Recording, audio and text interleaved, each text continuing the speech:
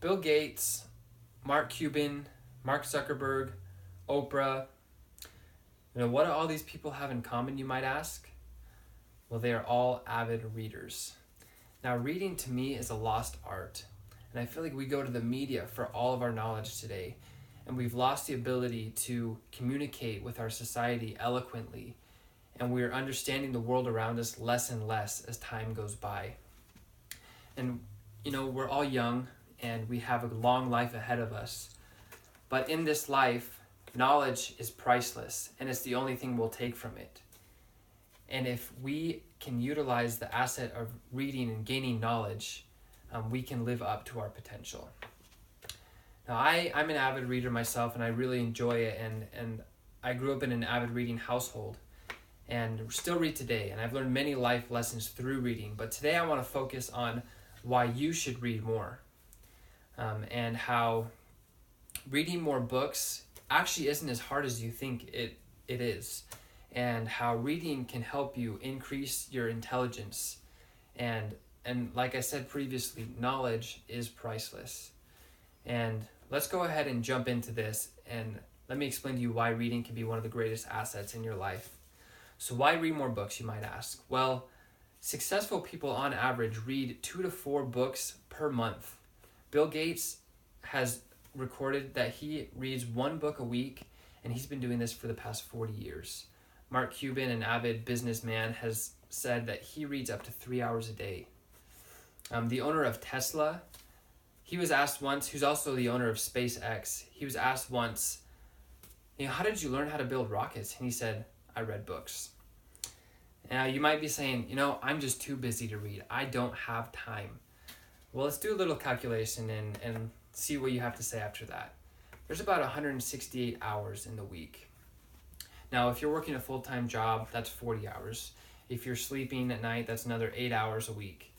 After all those calculations, you're left with 72 hours in your week. What are you doing with those 72 hours? Can you not take 2 hours out of your week to read a simple book and gain knowledge in something that you're interested in?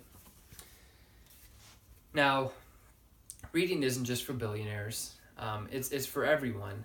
And if you're trying to increase your intelligence, reading is for you. And let me tell you why.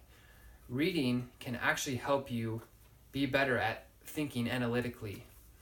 While you're reading, you're comparing, you're contrasting, you're critiquing, you're agreeing and disagreeing, and you're predicting what's going to happen. And this will help you develop this talent. If you're not a businessman, you're still going to need this in your life. Parents use this every single day while parenting their kids. You also will use this in a marriage.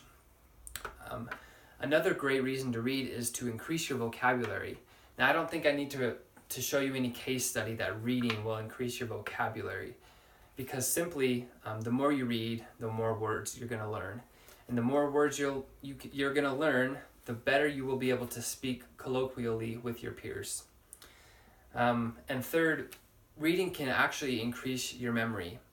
One of my favorite quotes that I read, that I came across while studying this topic was, typically when you read, you have more time to think.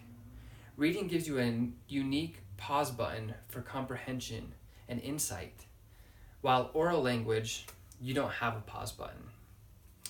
I thought this was really interesting.